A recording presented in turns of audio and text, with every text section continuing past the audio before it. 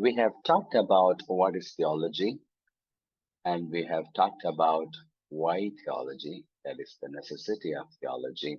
And we also talked about the initial assumptions, our presuppositions, right? Our faith of our study of theology. Now let's talk about the possibility of theology. Is theology possible? Is knowing the ultimate reality possible? Can man think about God and talk about God? And how certain the man can be about the knowledge that he has received about God, the so-called God, to be true. These are the questions that is there behind the idea, the possibility of theology. That is epistemological question. How certain can we be about the truth claims about the doctrines that we are thinking about inside the Christianity? So that is a possibility of God. Let's think about few ideas here. Why the possibility of theology? Why theology is possible? Because of the revelation of God. The idea called God is the God who reveals. God is the God who comes out and talks in our level. That's very important when we think about the idea of revelation of God. God is incomprehensible. You cannot just put him into a box. The day the man who understands God completely, then that which was known is not God.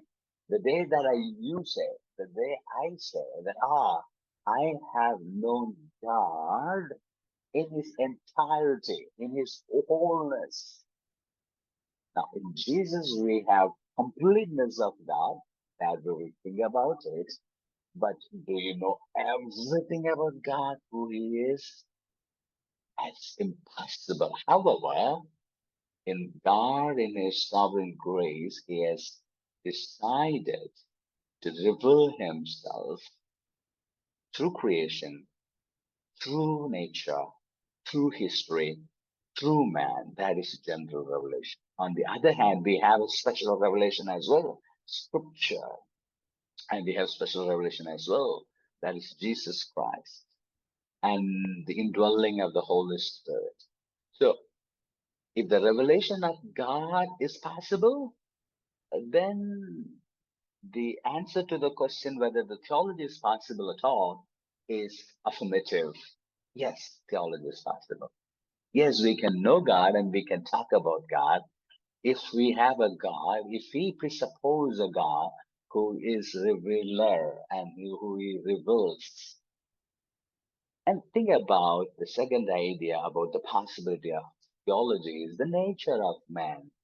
Genesis 1:26 to 27 very clearly tells us that God created the human being as in his image. If God created us in some extent that we will be able to assemble who he is, and then we will be able to do what he is and he is capable of. So that is the idea comes behind that we are created in the image of God. Then definitely the revealedness is there in us, and we will be able to trace that out as well. And after all, when God created us in his image, we became a rational being, we became a relational being, we became a spiritual being.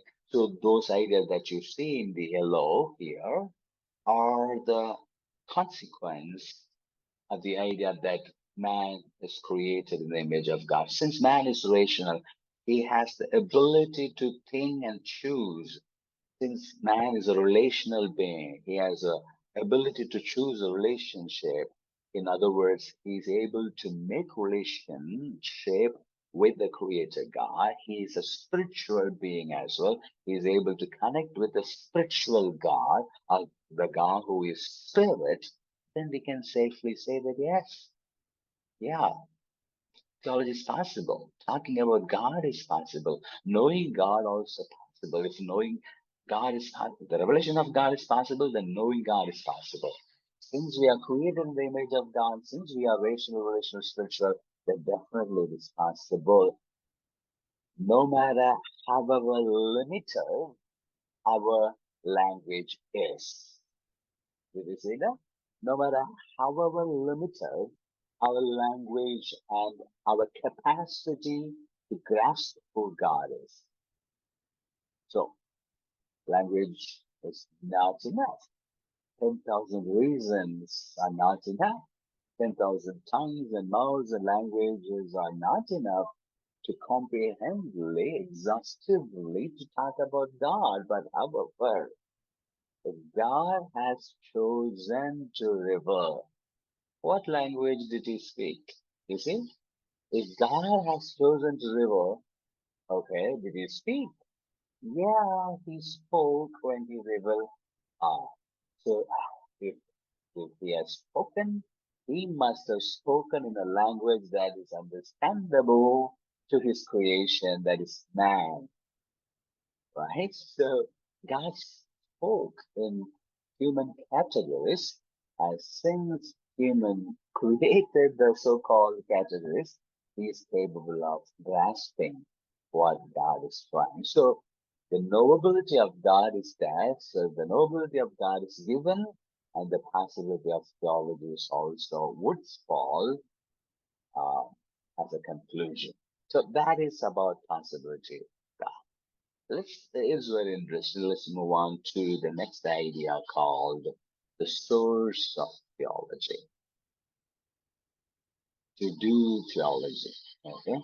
What are the things that is at our hand that we can use it in in our articulation of God? The theology is articulation of God. Theology is our explanation of God and His relation to the world and all this stuff. So, what are the sources? And some theologians would bring another category. They would call source of theology and resource of theology.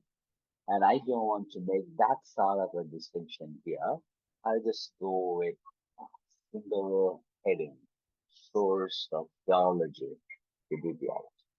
Now, Erickson would follow the same headings as Aliza Margaret, as a scheme that Aliza Margaret has chosen to talk about the idea of source of theology. John McCurry, a British theologian, Aliza Margaret also a British theologian, he talks about six. But regardless of it, I'm going to stick with what did I say five, four? Aliza Margaret says the four uh, formatting factors. That's another word that you can use as, for to talk about the source of theology, the formatting factors of theology. Look at what Alison McGrath says. This is basically the Wesleyan four points of formatting factors of theology, basically. Scripture at the top. Then tradition comes, reason comes, religious experience comes.